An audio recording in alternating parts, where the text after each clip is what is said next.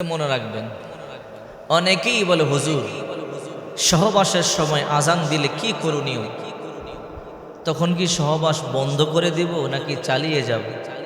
অনেকেই বলে সহবাসের সময় যদি আজান দেয় ওই সময় যদি সহবাস করে তাহলে যে সন্তান হবে সেই সন্তান বিকলাঙ্গ হবে, প্রতিবন্ধী হবে। আসলে এটা কতটুকুন শরীয় সম্মত? আসুন আমরা কোরআন হাদিস থেকে জানি। স্বামী আর স্ত্রীটা অত্যন্ত গুরুত্বপূর্ণ একটি সম্পর্ক। স্বামী আর স্ত্রীর ব্যাপারে সূরাতুল বাকারার 187 নম্বর আয়াতে আল্লাহ পাক রব্বুল আলামিন যে ঘোষণা দিয়েছেন শুনলে অবাক হয়ে যাবে। সূরাতুল বাকারার 187 নম্বর আয়াতে আল্লাহ পাক রব্বুল আলামিন বলেন, হুন্না লিবাসুল লাকুম ওয়া আনতুম লিবাসুল লাহুন্না। তোমাদের স্ত্রীরা তোমাদের জন্য পোশাক আর তোমরা তোমাদের স্ত্রীদের জন্য পোশাক। এ দিয়ে আল্লাহ কি বুঝাইলেন? পোশাক ছাড়া মানুষ যেমন চলতে পারে না, পোশাক ছাড়া মানুষের কোনো দাম নাই।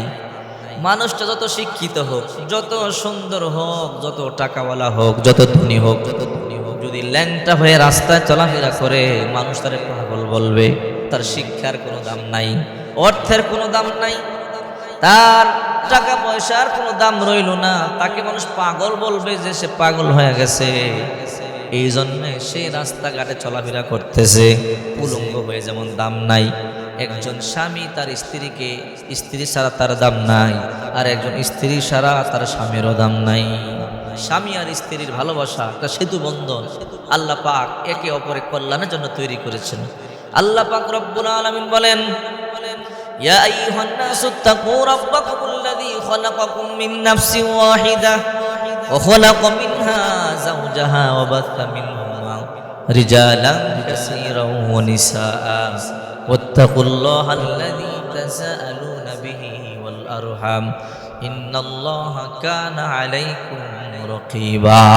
হে মানব সম্প্রদায়, তোমরা তোমাদের প্রতিপালককে ভয় করো, যিনি তোমাদেরকে এক ব্যক্তি থেকে সৃষ্টি করেছেন, অর্থাৎ বাবা আদম থেকে।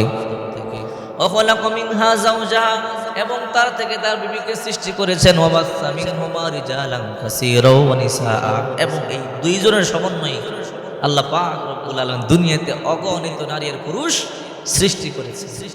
অর্থাৎ স্বামী আর স্ত্রীকে আল্লাহ সৃষ্টি করেছেন। এই বন্ধন, এই ভালোবাসার মাধ্যমে আল্লাহ দুনিয়াতে মানুষের বংশ বিস্তার ঘটাবেন। প্রথমে বাবা আদম আর মা হাওয়াকে বানাইছে দুনিয়া, এই দুইজনের মাধ্যমে আল্লাহ দুনিয়াতে বংশ বিস্তার ঘটাইছে। এখন মা বাবার মাধ্যমে সন্তান দুনিয়াতে ভূমিষ্ঠ হয়ে জন্ম নেয়। এটা আল্লাহ তাআলার বিধান, আল্লাহ তাআলার আইন। এখন কথা হলো, সন্তান জন্ম দেওয়ার জন্য সহবাস অপরিহার্য। এই সহবাস ছাড়া সন্তান দুনিয়াতে আসতে পারে না। তবে বাবা ঈসা আলাইহিস সালাম, হযরত ঈসা আলাইহিস সালামকে আল্লাহ দুনিয়াতে পাঠাইছে, সেটা আল্লাহর কুদরত। বাবা আদমকে বানাইছে, সেটা আল্লাহর কুদরত, সেটা ভিন্ন। কিন্তু দুনিয়ার নিজাম হলো স্বামী স্ত্রীর মিলন মাঝে আল্লাহ দুনিয়াতে সন্তান দান করেছে। তো এখন কথা হলো, আজান হলো একটি ইবাদত। নামাজের জন্য আজান দেওয়া হয়। আল্লাহ পাক বলেন, ইয়া আইয়ুহাল্লাযীনা আমানু ইযা নুদিয়া লিস-সালাত মিন ইয়াউমিল জুমআহ, হে ঈমানদাররা, যখন জুমার জন্য ডাকা হয় আজানের মাধ্যমে তোমরা নামাজের জন্য দৌড়িয়ে চলে যাও। তো এই আজান একটা ইবাদত, পবিত্র শব্দ। যখন স্বামী স্ত্রী সহবাস শুরু করে দিয়েছে, তখন আজানও দিয়েছে, কি করবে? অনেকে বলে, হুজুর আমরা শুনেছি আজানের সময় সহবাস করলে ফকির হয়ে যায়। আসলে বিষয়টা এমন নয়। আজানের সময় সহবাস করলে ফকির হয়ে যায়, বিষয়টা এমন নয়। তবে যদি আপনার সহবাসের সময় আপনি সহবাস করতেছেন, এই সময় আজান দিয়ে দিচ্ছেন, সহবাস তো বন্ধ করতে পারতেছেন, আপনি চালিয়ে যান, কোনো সমস্যা নাই। তবে যখন সহবাস করবেন, শুরুতে যদি আজান শুনতে পান, একটু আজানের জবাব দিবেন। আজানের জবাব দেওয়া ওয়াজিব। কারণ তখন যদি আপনি ইচ্ছে করে সহবাস শুরু করেন, তো আজানের জবাব দিবেন কিভাবে?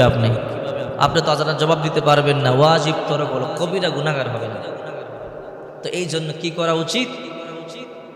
আজানের আগে পরে আপনি সহবাস করবেন, সময়টা দেখে নেবেন। কিন্তু কখনো কখনো ভুল হয়ে যেতে পারে, আপনি সহবাস শুরু করলেন কিন্তু আজান দিয়ে দিচ্ছেন, তখন আপনি সহবাস চালিয়ে যান, ওই সময় আপনি জবাব দিবেন না।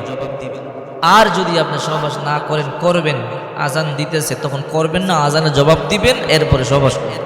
কারণ ওই সময় যদি আপনি আজানের জবাব দেন, মারাত্মক গুনাহগার হবেন। আবার ইচ্ছে করে আজানের জবাব না দিলেও আপনি গুনাহগার হবেন। কোন দিকে যাবেন? এই জন্য আজানের আগে অথবা পরে সহবাস করবেন।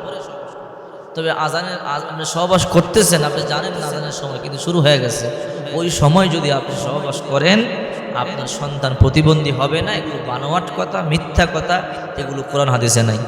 আল্লাহ পাক রব্বুল আলামিন আমাদেরকে সঠিক বোঝার তৌফিক দান করুন। কোরআন সুন্নাহ মোতাবেক আল্লাহ পাক রব্বুল আলামিন চলার তৌফিক দান করুন। যদি আপনি আল্লাহর হুকুম নবীজির সুন্নাহ মতো চলতে পারেন, দুনিয়াতেও সফল, পরকালে সফল। আল্লাহ তাআলা আপনাকে দুনিয়াতেও কল্যাণ দান করবে, পরকালে আল্লাহ তাআলা মুক্তির ব্যবস্থা করে দিবে।